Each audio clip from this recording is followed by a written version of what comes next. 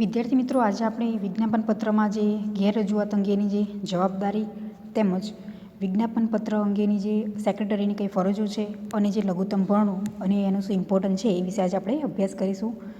પરંતુ પહેલાં આપણે જે લાસ્ટ લેક્ચરમાં સમજ્યા હતા એ યાદ કરી લઈએ. તો સૌપ્રથમ આપણે સમજ્યા હતા કે જે વિજ્ઞાપન પત્ર છે એનો અર્થ. તો વિજ્ઞાપન પત્ર એટલે શું? તો એક જાહેરાત છે કે જ્યારે પણ રોકાણકર્તા છે એ કંપનીમાં જે રોકાણ કરવા ઈચ્છે છે તો કંપની વિશેની સંપૂર્ણ માહિતી એ શેના પરથી મેળવી શકે છે? તો વિજ્ઞાપન પત્ર પાસેથી. એટલે કે જાહેર જનતા છે એ પોતે રોકાણ કરવા માટે ઈચ્છે છે અને એમને સંપૂર્ણ રીતે માહિતી વિજ્ઞાપન પત્રમાંથી મળી રહે છે. તો કંપનીની જે શેરમૂડી કે ડિબેન્ચર કે અન્ય જામીનગીરી દ્વારા નાણાં જે એકઠા કરવા માટે જાહેર જનતાને જે દસ્તાવેજ દ્વારા આમંત્રણ આપવામાં આવે એને આપણે કહી શકીએ વિજ્ઞાપન પત્ર.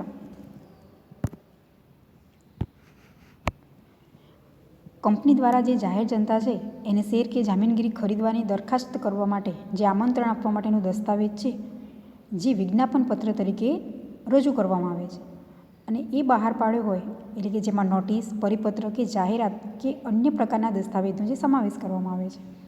હવે વિજ્ઞાપન પત્ર છે એના લક્ષણો છે કે સૌપ્રથમ વિજ્ઞાપન પત્ર એ કંપનીએ બહાર પાડેલ જાહેર દસ્તાવેજ છે. એટલે કે જાહેર જનતાને શું કરવા માટે? જામીનગીરી ખરીદવા માટે જે આમંત્રણ આપવામાં આવે છે, ઇન્વિટેશન. અને વિજ્ઞાપન પત્ર એ નોટિસ, પરિપત્ર કે જાહેર ખબર સ્વરૂપનું જોવા મળે છે. અને વિજ્ઞાપન પત્ર હંમેશા લેખિત સ્વરૂપનું હોય છે. કેમ? તો એ માન્ય ગણાય છે. મૌખિક કરતાં લેખિત છે એ વધુ જે માન્ય છે. કેમ? તો આપણે જાણીએ છીએ કે લેખિતમાં લખેલું લખાણ છે એ સર્વશ્રેષ્ઠ કહેવામાં આવે છે. માટે એ દસ્તાવેજ એ સૌથી મહત્ત્વનો છે. એટલે વિજ્ઞાપન પત્ર એ કેવું સ્વરૂપનું છે? લેખિત સ્વરૂપનું હોય એ જ આવશ્યક છે. તો આમ આ એના લક્ષણો છે. આપણે ત્યાર પછી એનું મહત્ત્વ સમજ્યા હતા. અને જે વિજ્ઞાપન પત્ર બહાર પાડવામાં આવે છે તેમાં કઈ કઈ વિગતનો સમાવેશ કરવામાં આવે છે કે જેમાં કંપનીનું નામ છે, એના જે ઓફિસનું જે સરનામું જોવામાં એમાં લખવામાં આવે છે અને જે બેંકમાં જે અલગ ખાતું ખોલાવવાની અને પછી એમાં જે નાણાં આવે છે એટલે કે શેરમૂડી દ્વારા જે નાણાં એકત્ર કરવામાં આવે છે તો એ સંપૂર્ણ વિગતો છે એ વિજ્ઞાપન પત્રમાં સમાવેશ કરવામાં આવે છે. અને એ પછી આપણે જોયું હતું કે વિજ્ઞાપન પત્ર બહાર પાડવા અંગે જે કંપની ધારાની જોગવાઈઓ. તો આમ આ ક્વેશ્ચને આપણે સમજ્યા હતા. હવે આપણે જોઈએ ક્વેશ્ચન કે વિજ્ઞાપન પત્રમાં જે ગેરરજૂઆત એ અંગેની જવાબદારી કોની ગણવામાં આવશે? કે જે બહાર પાડવામાં આવશે વિજ્ઞાપન પત્ર એમાં કંઈ પણ પ્રકારની ભૂલ છે તો એની જવાબદારી એ જે તે વ્યક્તિની ગણવામાં આવે છે. હવે આપણે સમજીએ કે જે વિજ્ઞાપન પત્રમાં જે ગેરરજૂઆત અંગેની જે જવાબદારી. તો વિજ્ઞાપન પત્ર બહાર પાડવાનો જે હેતુ છે તો શું હેતુ છે કે જે જાહેર જનતાને શેર કે ડિબેન્ચર છે એ ખરીદવા માટે આમંત્રણ આપતું એક ખૂબ જ મહત્ત્વનો દસ્તાવેજ છે વિજ્ઞાપન પત્ર. હવે આમાં કોઈ પણ પ્રકારની ભૂલ થાય તો એ જવાબદારી એ જે તે અધિકારીની જોવા મળે છે. એટલે કે ગેરરજૂઆત થશે તો એ કોની ગણવામાં આવશે? તો સૌપ્રથમ છે કે જે વિજ્ઞાપન પત્રની વિગતના સંદર્ભમાં જે નિવેદન કરવામાં આવ્યું હોય તે ગેરમાર્ગે દોરનાર હોય. હવે કેવી રીતે જે ગેરરજૂઆત આપણે કહી શકીએ વિજ્ઞાપન પત્રમાં? હવે જે વિગત દર્શાવી છે એટલે કે જે અંદર સંદર્ભ લખેલો છે જે માહિતી એ કેવી માહિતી છે કે જે ગેરમાર્ગે દોરનારી હોય કે જે ખોટી માહિતી દર્શાવી હોય. બીજો મુદ્દો છે કે વાંચનારને ગેરમાર્ગે દોરવાના આશયથી વિજ્ઞાપન પત્રમાં જરૂરી વિગતો આપવામાં ના આવી હોય. આમ તો આપણે જાણીએ છીએ કે કોઈપણ વ્યક્તિ છે જો શેરની ખરીદી કરવા માંગે કોઈપણ કંપનીના શેર ખરીદવા ઈચ્છે છે તો સૌપ્રથમ એ શું કરશે કે કંપની વિશેની દરેક માહિતી એ પોતે મેળવી લે છે. પણ જ્યારે વિજ્ઞાપન પત્ર બહાર પાડવામાં આવે છે તો અમુક માહિતી છે એ કેવી અયોગ્ય જે દર્શાવવામાં આવી હોય તો એના કારણે શું થશે? જે તે વ્યક્તિ છે ને ખોટી માહિતી એ મળશે અને એ રોકાણ કરે ખરો પણ કેવી રીતે? જે ખોટી માહિતીના આધારે જે રોકાણ કરશે. તો જ્યારે એને ખબર પડશે ત્યારે શું થશે? સામે કોઈ પણ એક્શન એ લેશે કોઈ પણ વ્યક્તિ એ કંપની સામે કે વાંચનારને ગેરમાર્ગે દોરવાના આશયથી વિજ્ઞાપન પત્રમાં જે જરૂરી વિગતો જે આપવામાં જ ના આવી હોય. આગળનો મુદ્દો છે કે વિજ્ઞાપન પત્રમાં દ્વિઅર્થી શબ્દોનો ઉપયોગ કરી જાહેર જે જનતા છે એને ગેરમાર્ગે દોરવાનો પ્રયત્ન કર્યો છે. હવે એવું કરવામાં આવે કે અમુક શબ્દો છે એનો જે બે અર્થ થતો હોય તો એના કારણે શું થશે કે વ્યક્તિ છે એ પોતે રોકાણ કરે છે પરંતુ એનો મિનિંગ છે એ કેવો નીકળશે? જે બે અર્થ આપણે કહીએ દ્વિઅર્થ. તો આમ આવી માહિતીથી જે ગેરરજૂઆત વિજ્ઞાપન પત્રમાં દર્શાવીએ તો એ જ્યારે ખબર પડે જે તે રોકાણ કરતાને તો ત્યારે એ સામે શું કરશે? કોઈપણ પ્રકારનું એક્શન એ લેશે. તો હવે વિજ્ઞાપન પત્રમાં જે ગેરરજૂઆત થાય છે અને એની જવાબદારી છે એ બે પ્રકારની જોવા મળે છે. હવે આપણે જોઈએ તો બે પ્રકાર છે. સૌપ્રથમ છે કે જે દીવાની જવાબદારી અને બીજું છે જે ફોજદારી જવાબદારી. આ બે પ્રકારે જે જવાબદારી એ જોવા મળે છે. હવે સૌપ્રથમ છે કે જે દીવાની જવાબદારી.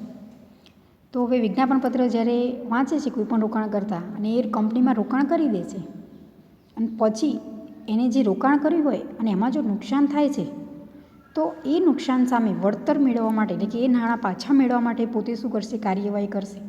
તો એને આપણે કહી શકીએ કે જે દીવાની જવાબદારી. અને આ જવાબદારી છે એ જે તે અધિકારીઓએ કામ કર્યું હોય છે કે વિજ્ઞાપનપત્ર બાળવા માટે જે રજૂઆત કરી છે, બહાર પાડ્યું છે, તો એમાં સંચાલકો હોય, જે પણ વ્યક્તિ અંદર જે જોડાયેલા છે અધિકારી, એ દરેકની જવાબદારી છે કે જે વ્યક્તિ રોકાણ કર્યું છે એને નુકસાન થયું છે તો એ નુકસાન ભરપાઈ કરવાની જવાબદારી એ જે તે વ્યક્તિની જોવા મળશે, જે તે અધિકારીની. તો આને આપણે કહી શકીએ કે જે દીવાની જવાબદારી. જ્યારે ફોજદારી જવાબદારી એટલે શું? તો વિજ્ઞાપનપત્ર છે એમાં જે ગેરરજૂઆત કરી દીધી હોય અને એ દ્વારા જે વ્યક્તિ રોકાણ કરે છે એને આર્થિક રીતે નુકસાન પહોંચાડ્યું હોય તો એ ગુનો બને છે જે આપણે કહી શકીએ એને જે ફોજદારી. અને આ પ્રકારની જે જવાબદારી છે ફોજદારી. અને આ વ્યક્તિએ જે પણ આવું કામ કર્યું હોય છે તો એ વ્યક્તિને જે અધિકારી છે એને સજાને પાત્ર બને છે. તો હવે આપણે સૌપ્રથમ જોઈએ કે જે દીવાની જવાબદારી. તો જો કોઈ વ્યક્તિએ કંપની બહાર પાડેલ વિજ્ઞાપનપત્રથી ગેરમાર્ગે દોરવાઈને કંપનીમાં કોઈપણ પ્રકારનું રોકાણ કરેલું હોય તો તેના પરિણામે તેને નુકસાન કે ખોટ જાય તો કંપની સામે નુકસાન વળતર માટે દીવાની કાર્યવાહી કરી શકે છે અને કંપની તેને ભરપાઈ કરવા માટે બંધાયેલ છે. તો આપણે એને કહી શકીએ કે દીવાની જવાબદારી. શોર્ટ ક્વેશ્ચનમાં પૂછાય કે દીવાની જવાબદારી એટલે શું? મેં તમને ટૂંકમાં કીધું એમ કે કોઈ પણ વ્યક્તિ રોકાણ કર્યું છે કંપનીમાં, જે તે શેર કે ડિબેન્ચર ખરીદી કર્યા છે જે શેર, તો એ કેવી રીતે ખરીદીને ચોક્કસ કરી છે, પરંતુ શાના આધારે કરી છે? તો વિજ્ઞાપનપત્ર જે વાંચીએ અને વિજ્ઞાપનપત્ર કેવું છે કે જે ગેરમાર્ગે દોરનારું છે, કે જે માહિતી આપી છે એ કેવી છે? અયોગ્ય છે. અને એના કારણે રોકાણ કર્યું છે અને એ વ્યક્તિને નુકસાન થયું તો એ નુકસાન સામે એ પોતે શું કરી શકે? રજૂઆત કરી શકે. શેના માટે? તો પાછું રિટર્ન મેળવવા માટે, જે તે નાણાં જે ફંડ રોકાણ કર્યું છે. અને એ જવાબદારી એ જે તે અધિકારીની રહેશે, એટલે કે કંપનીએ ભરપાઈ કરવાની જવાબદારી સામે એ વ્યક્તિને ચોક્કસ જોવા મળે છે. તો વિજ્ઞાપનપત્રથી જે ગેરમાર્ગે જે દોરાઈ અને એ વ્યક્તિએ કંપનીમાં જે રોકાણ કરેલું છે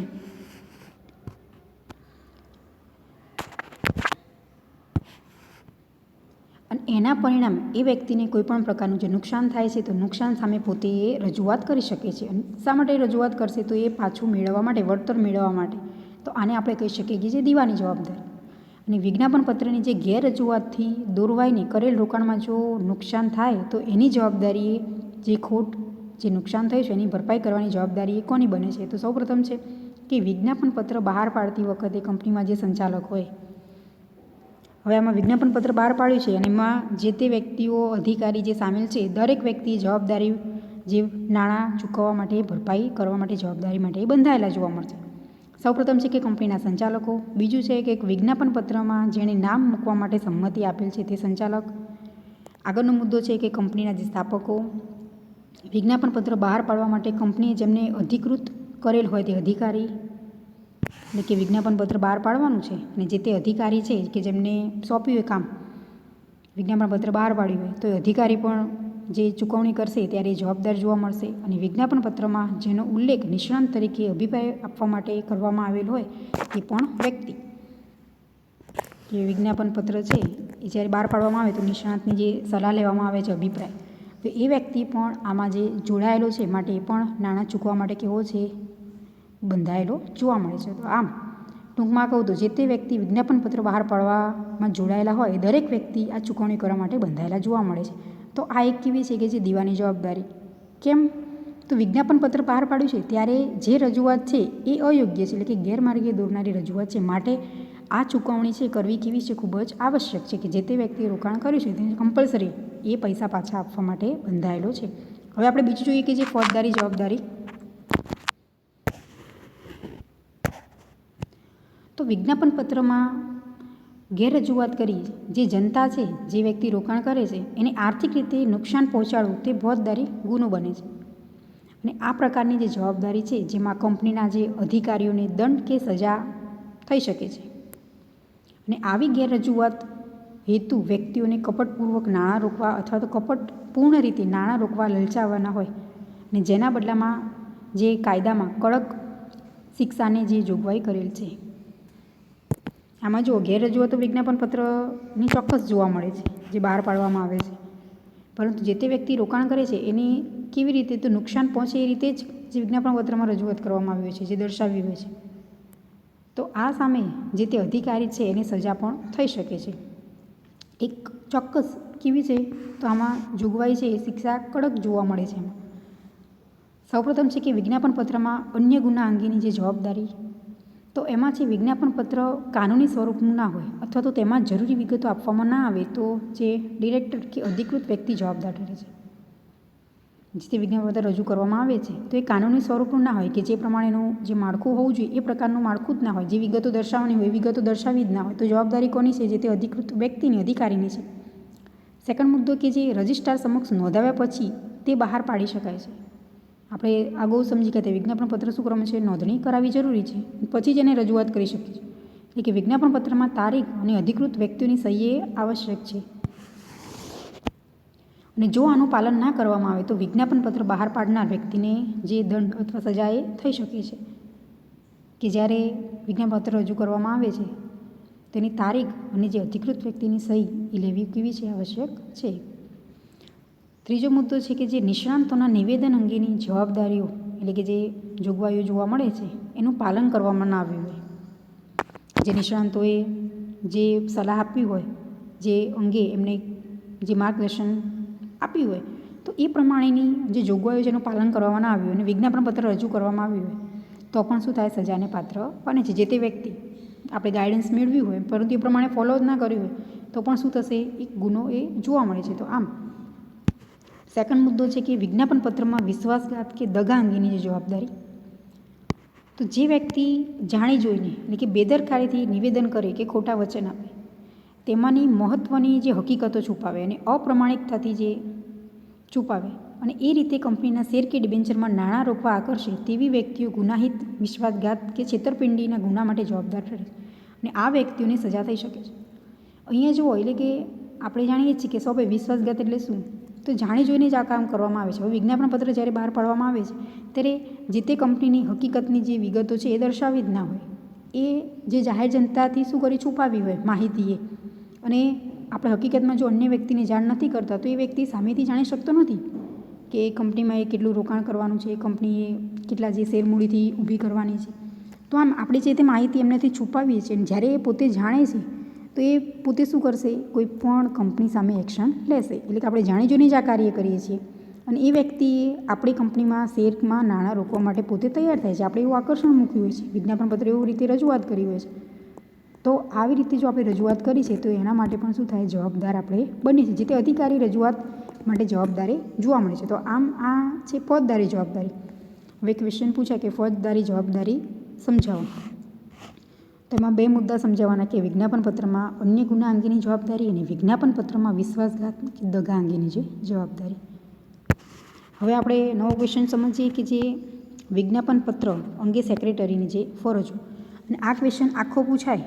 આ મેં બે ભાગ પાડ્યા, તમને શોર્ટ ક્વેશ્ચન બનાવ્યો કે જે બે પ્રકાર છે, દીવાની જવાબદારી અને ફોજદારી જવાબદારી. પરંતુ આખો લોંગ ક્વેશ્ચન પૂછાય કે વિજ્ઞાપન પત્રમાં ગેરરજૂઆત અંગેની જવાબદારી સમજાવો. તો બંને મુદ્દા સમજાવવાના રહેશે. એના જે બે પ્રકાર છે કે દીવાની જવાબદારી અને બીજું છે ફોજદારી જવાબદારી. આ બંને મુદ્દા સમજાવો. પરંતુ બંને શોર્ટ ક્વેશ્ચનમાં પૂછાય તો અલગ અલગ પૂછાશે. દીવાની જવાબદારી એટલે શું અને ફોજદારી જવાબદારી એટલે શું.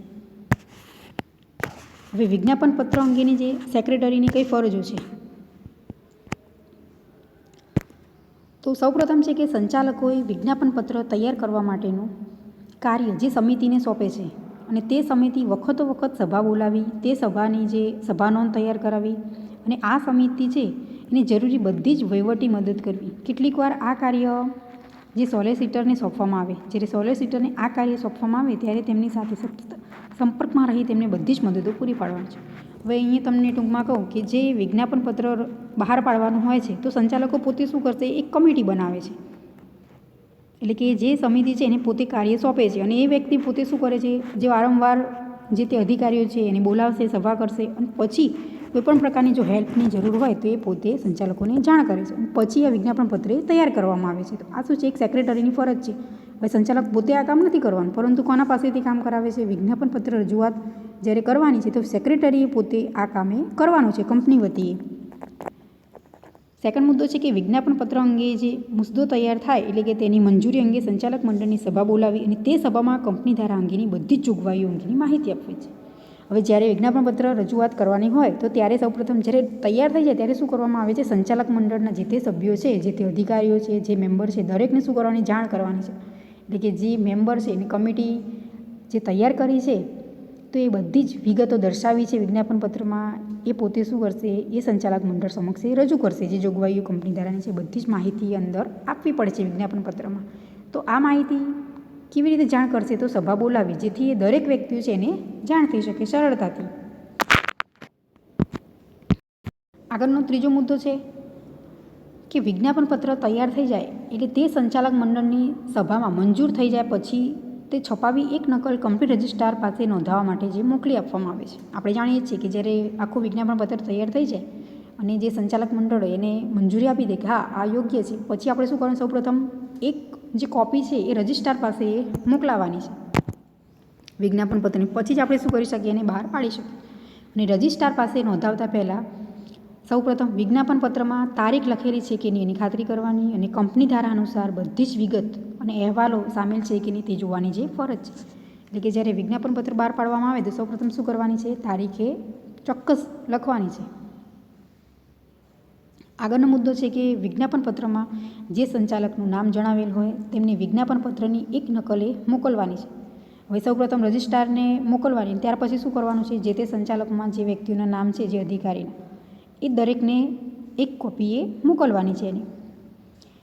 આગળનો મુદ્દો કે વિજ્ઞાપન પત્રમાં જે જણાવવામાં આવે નિષ્ણાંતોના નામ છાપવાના હોય અને તેમની પાસેથી લેખિત સંમતિ લેવી જોઈએ. વિજ્ઞાપન પત્ર આપણે જ્યારે બહાર પાડીએ છીએ ત્યારે જે તે વ્યક્તિઓ, જે અધિકારીઓ છે એની નિષ્ણાંતોની આપણે સલાહ લીધી હોય અને એમનું જે નામ છે અંદર એડ કરવાનું છે તો એમની પણ શું કરવાનું છે, લેખિત સંમતિ એટલે કે લેવી આવશ્યક છે. આગળનો મુદ્દો છે કે જે વ્યક્તિના નામ કંપનીના જે ઓડિટર, કાનૂની સલાહકાર, સોલિસિટર, બેંક તરીકે જણાવેલ હોય તો દરેકની લેખિત મંજૂરી મેળવવી જોઈએ. આગળનો મુદ્દો કે શેર કે ડિબેન્ચરમાં રોકાણ કરવા અરજી બહાર પાડી શકાતી નથી, પરંતુ લઘુ વિજ્ઞાપન પત્ર સાથે અરજી જોડી શકાય કે માટે લઘુ વિજ્ઞાપન પત્રની સાથે અરજી ફોર્મે છપાવવાની વ્યવસ્થા કરવી. કે જે તે વ્યક્તિ છે આમાં રોકાણ કરવા ઈચ્છે છે પોતે, તો એના માટે આપણે શું કરી શકીએ, કોઈ અરજી ના બહાર પાડી શકીએ, પરંતુ જે લઘુ વિજ્ઞાપન પત્ર સાથે અરજી આપણે જોડી શકીએ છીએ. આગળનો મુદ્દો કે જે બાંયધરી દલાલો સાથે જે પ્રકારની વ્યવસ્થા ગોઠવી હોય તેમને લઘુ વિજ્ઞાપન પત્ર સાથે અરજી પહોંચાડવાની વ્યવસ્થા પણ કરવાની છે. તો આ બધી કોની ફરજો જોવા મળે છે, તો સેક્રેટરીની ફરજો છે. કંપની વતી પોતે કાર્ય કરે છે. અને શેર અરજીના નાણાં મળે તે શેડ્યુલ બેંકમાં અલગ ખાતામાં જ જમા કરાવવાના અને તે માટે ખાસ ખાતું ખોલાવવાની વ્યવસ્થા કરવાની હોય. ને આ બેંક સાથે અરજીપત્રનો જે સ્વીકાર નાણાં સાથે થાય તે અંગેની વ્યવસ્થા કરવાની. આપણે આગળ જ સમજી ગયા કે જે તે વ્યક્તિ વિજ્ઞાપન પત્ર દ્વારા કંપનીમાં રોકાણ કરવા ઈચ્છે છે જાહેર જનતા, તો સૌપ્રથમ શું કરવાનું છે, તો બેંકમાં અલગ ખાતું ખોલાવવાનું છે. તો આપણને ખબર પડે કે કેટલા વ્યક્તિએ આ શેર કે ડિબેન્ચર છે એ પોતે શું કર્યું છે, ખરીદી કરી છે, જેથી આપણને આઈડિયા આવે કે કંપનીમાં એ જે શેર મૂડી બહાર પાડી છે તેની સામે કેટલું એ રોકાણ થયું છે. પણ આ શું ચોક્કસ એ સેક્રેટરી પોતે કામ કરવાનું છે કે જે શેર અરજી કરી હોય અને એના જે નાણાં મળ્યા હોય તો એ અલગ બેંકમાં એ ખાતું ખોલાવીને જમા કરાવવાના છે. આગળનો મુદ્દો કે જુદા જુદા વર્તમાનપત્રોમાં શેર ભરણું ખુલ્લું મૂકવાની જાહેરાત યોગ્ય રીતે થાય તે માટેની વ્યવસ્થા ગોઠવવી. અલગ અલગ જે જાહેરાત દ્વારા ન્યૂઝપેપરમાં આપણે આપીએ છીએ અથવા કોઈ પણ રીતે જે કંપનીમાં રોકાણ કરવા ઈચ્છે જાહેર જનતા, તો એ યોગ્ય રીતે જે વ્યવસ્થા ગોઠવાનું કામ પણ કોનું છે, સેક્રેટરીનું છે. અને બહાર પાડેલ શેરને શેર બજારમાં નોંધણી કરાવવા અંગેની વ્યવસ્થા કરવી પડે છે. આગળનો મુદ્દો કે સેક્રેટરીએ વિજ્ઞાપન પત્ર નોંધાવ્યા પછી 90 દિવસમાં તે બહાર પડી જાય એ અંગેની પણ વ્યવસ્થા ગોઠવી. આપણે આ મુદ્દો સમજી ગયા કે વિજ્ઞાપન પત્ર છે એ નોંધણી થઈ જાય અને એ પછી 90 દિવસમાં બહાર પાડવું જ પડે. અને જો 90 દિવસમાં નથી આપણે રજૂઆત કરી શકતા તો એ કાયદેસર ગણાતું નથી. એટલે આ ખાસ સેક્રેટરીએ પોતે ધ્યાનમાં રાખવાનું છે. આ મહત્ત્વનો મુદ્દો છે કે જ્યારે પણ વિજ્ઞાપન પત્ર નોંધી જાય છે અને એ નોંધાવ્યા પછી 90 દિવસની અંદર એની રજૂઆત થઈ જવી જ જોઈએ. એની ગોઠવણી એ કોને કરવાની છે, તો સેક્રેટરીએ પોતે ધ્યાન રાખવાનું છે કે જે વ્યક્તિ રોકાણ કરવા ઈચ્છે છે તો એ વ્યક્તિ સરળતાથી રોકાણ કંપનીમાં કરી શકે. તો આમ વિજ્ઞાપન પત્ર અંગે સેક્રેટરીની આ ફરજો છે. આ ક્વેશ્ચન પૂછાય તો આ મુદ્દા છે સમજાવવાના રહેશે કે વિજ્ઞાપન પત્ર અંગે સેક્રેટરીની ફરજો એ સમજાવો. હવે આપણે જોઈએ કે જે લઘુત્તમ ભણું. લઘુત્તમ ભણું એટલે શું?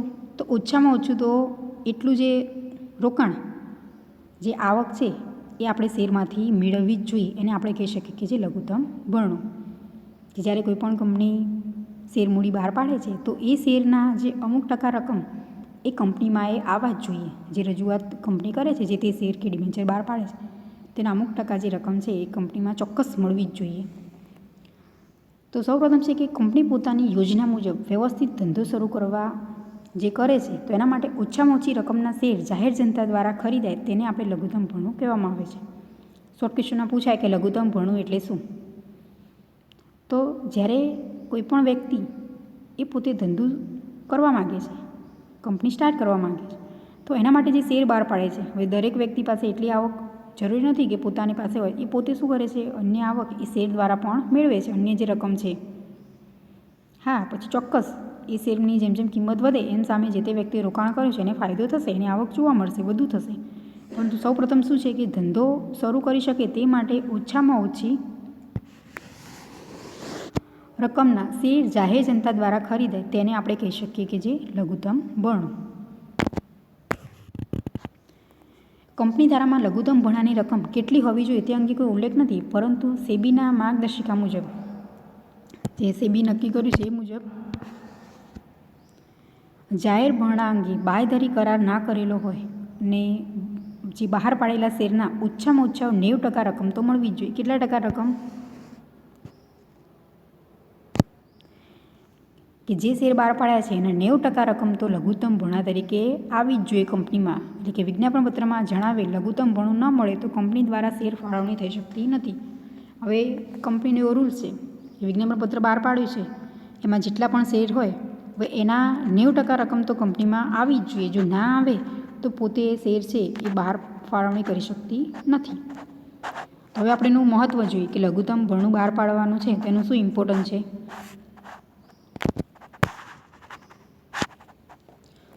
તો રોકાણકર્તાના હિતનું રક્ષણ કરવા માટે કંપની ધારામાં જે લઘુત્તમ ભરણાની જોગવાઈ કરવામાં આવે છે. એટલે કે લઘુત્તમ ભરણાની રકમ મળી જાય તો જ શેર કે અન્ય જામીનગીરીની વહેંચણી થઈ શકે છે. આપણે હમણાં સમજ્યા એમ જ કે વિજ્ઞાપન પત્રમાં જો 90% ભરણું આવે તો જ શેર છે એની જે ફાળવણી એટલે કે એલોટમેન્ટ થઈ શકે છે. એટલે કે કેટલાક અપ્રમાણિક કે બિનઅનુભવી સંચાલકો કંપનીની સ્થાપના અપૂરતી મૂડીથી કરે છે અને જેના કારણે ધંધો વ્યવસ્થિત ચલાવી શકાય જ નહીં. અને તેમાં જો નાણાં રોકાણનાર, જે રોકાણ કરનાર વ્યક્તિ છે એટલે કે જાહેર જનતાના રોકાયેલા જે નાણાં છે એ પણ ગુમાવવા પડે છે. એટલે કે આથી લઘુત્તમ ભરણાની જોગવાઈ કાયદામાં એ કેવી છે? કમ્પલસરી કરવામાં આવી છે.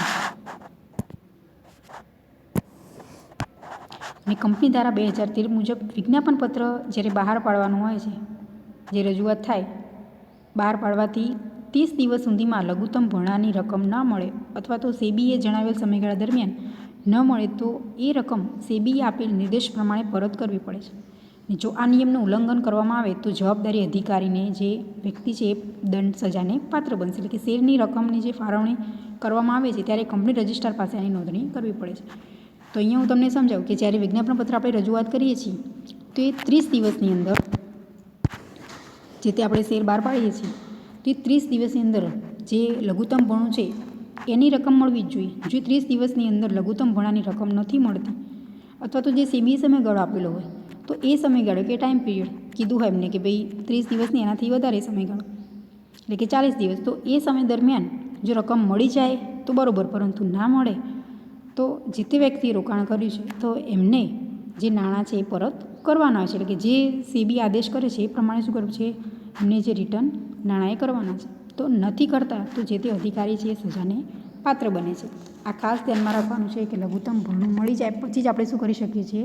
શેરે બહાર પાડી શકીએ છીએ. હવે આપણે આગળ જોઈએ કે લઘુત્તમ ભરણું જો ના ભરાયું હોય તો તેની કઈ અસર જોવા મળે. તો સૌપ્રથમ આપણે ખબર જ છે કે જો લઘુત્તમ ભરણું કંપનીમાં નથી આવતું ઓછામાં ઓછી જે 90% રકમ, તો શું થશે? શેરની ફાળવણી થઈ શકતી નથી સૌપ્રથમ તો.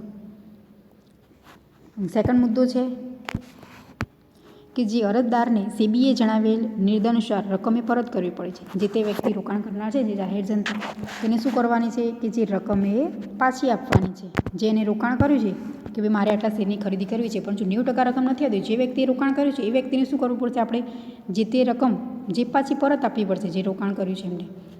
આગળનો મુદ્દો કે જે જાહેર કંપની આ જોગવાઈનો ભંગ કરે તો જવાબદારી એ અધિકારીઓ છે એ સજાને પાત્ર બને છે.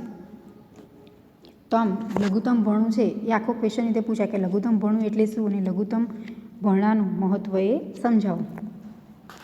હવે આપણે જોઈએ કે જે શેર બાંહેધરીના જે કરાર,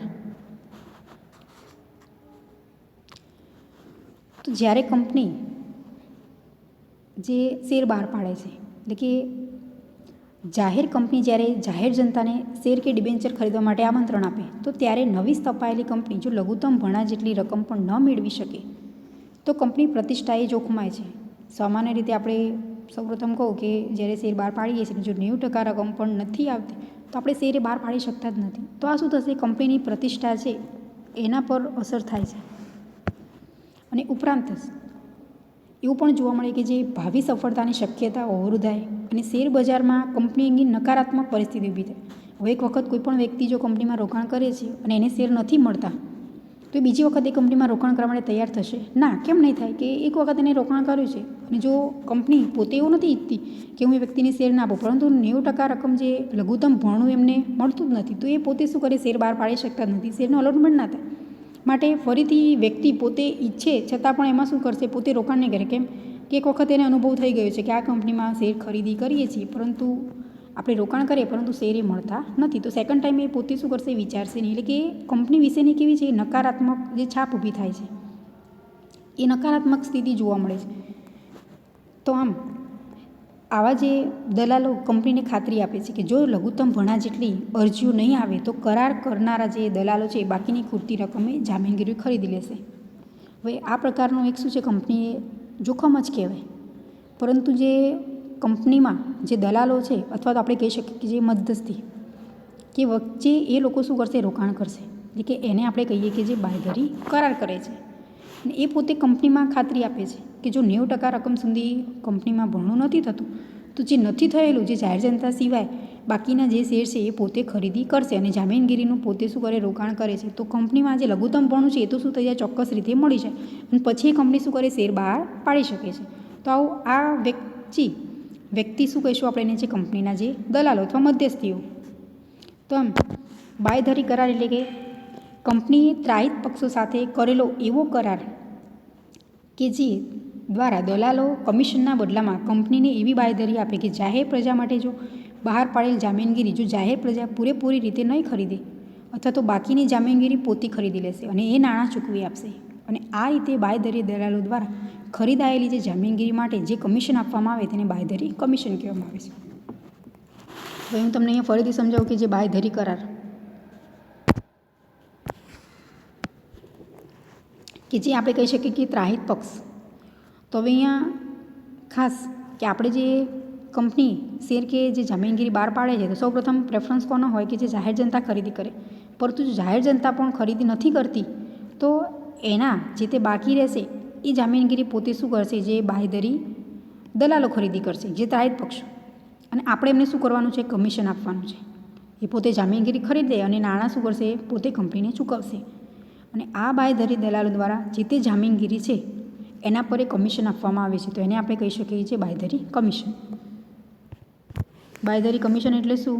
તો જે બાંહેધરી દલાલો દ્વારા ખરીદાયેલી જામીનગીરી માટે જે કમિશન આપવામાં આવે છે, કે વ્યક્તિ પોતે શું કરે? કંપનીમાં રોકાણ કરે છે, પરંતુ એના માટે આપણે શું કરવાનું છે? એ વ્યક્તિને કમિશન આપવાનું છે. કેમ? તો આપણે જે લઘુત્તમ ભરણું છે એટલી રકમ એ કંપનીમાં એ જે જમા થાય તો જ આપણે શું કરીએ? શેરની ફાળવણી કરી શકીએ છીએ. તો આ માટે જે દલાલો છે એ પોતે આપણને શું કરે છે? રોકાણ કરવામાં એ મદદ કરે છે કે એ પોતે નાણાં આપણને ચૂકવી આપે છે. તો એના બદલામાં આપણે એમને કમિશને આપવાનું હોય છે.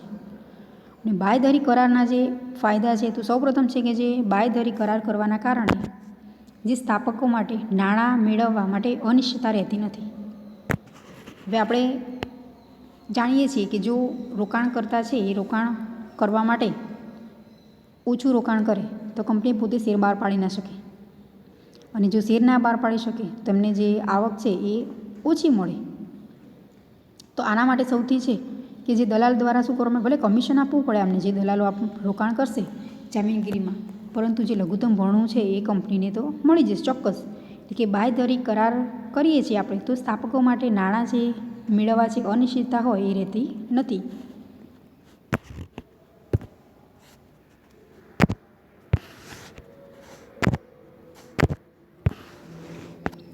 સેકન્ડ મુદ્દો છે કે બાંયધરી દલાલો શેર બજારના નિષ્ણાંતો હોવાને કારણે કંપનીને યોગ્ય સલાહ આપે છે અને રોકાણકારોના વિશ્વાસમાં વધારો કરે છે.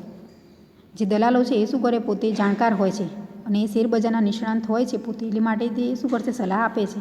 અને જે રોકાણ કરે છે એને પણ વિશ્વાસ જે ખૂબ વધારે જોવા મળે છે.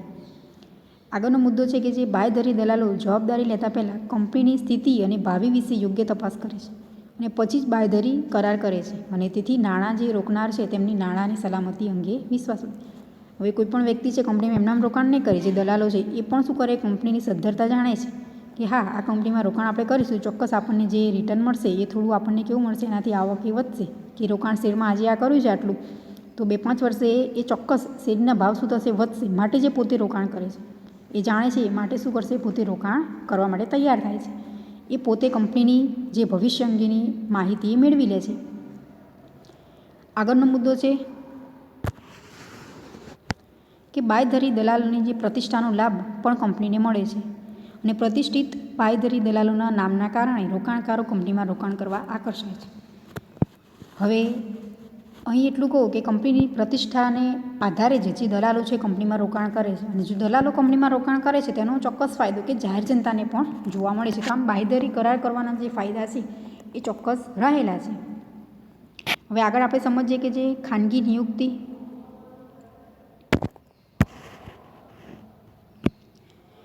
કે જાહેર કંપની વિજ્ઞાપન પત્ર બહાર પાડી જાહેર જનતાને શું કરે, જામીનગીરી ખરીદવા માટે જે ઇન્વિટેશન આપે છે. પરંતુ જો જાહેર જનતાને આમંત્રણ ન આપે તો જામીનગીરીના ભરણા માટે ખાનગી નિયુક્તિ એ પોતે કરી શકે છે.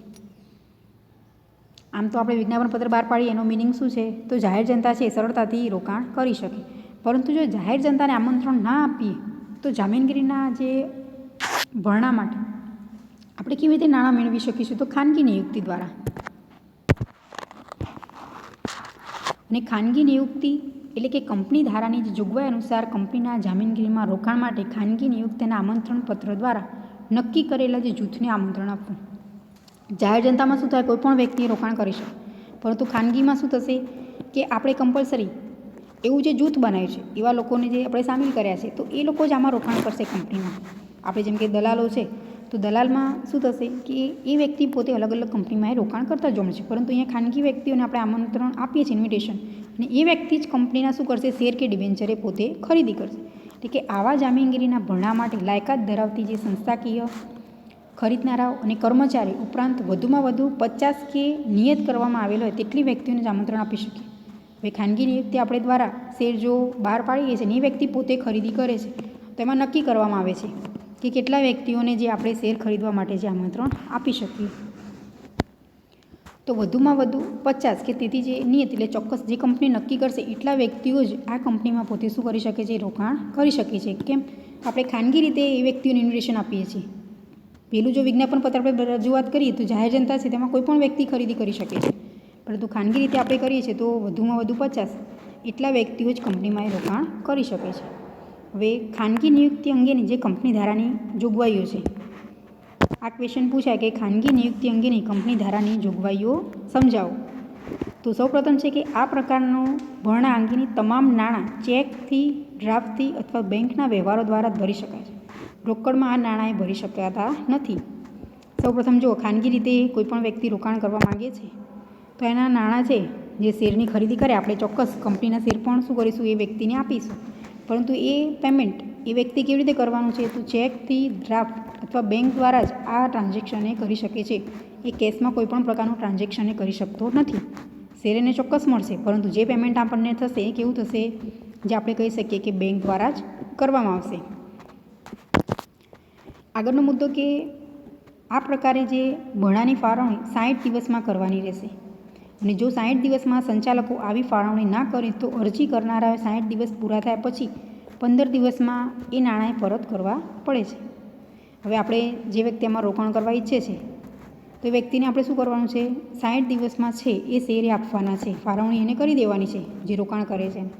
અને સંચાલક જો 60 દિવસની અંદર એટલે શું થશે, 2 મંથની અંદર પણ એ વ્યક્તિને જો ફાળવણી નથી કરતી તો જે વ્યક્તિ અરજી કરી છે એ 60 દિવસ પૂરા થયા પછી કે 2 મહિના પછી 15 દિવસની અંદર આ નાણાં પરત કરવા પડે છે. આપણે જે તે સંચાલકો છે એ પોતે શું કરે છે, રોકાણ કર્યું છે એને ચોક્કસ, પરંતુ શેરની ફાળવણી આપણે નથી કરી શકતા તો શું થશે, જ્યારે એનો સમયગાળો એટલે કે 60 દિવસ પૂરા થાય છે એ પછી 15 દિવસની અંદર આપણે જે તે વ્યક્તિને શું કરવાનું રહેશે કે એ પેમેન્ટ જે વ્યક્તિએ પોતે શું કર્યું છે, રોકાણ કર્યું છે તો એને ચોક્કસ રીતે એ નાણાં એ પરત કરવા પડે છે. જે તે સંચાલકો આના માટે બંધાયેલા રહેશે.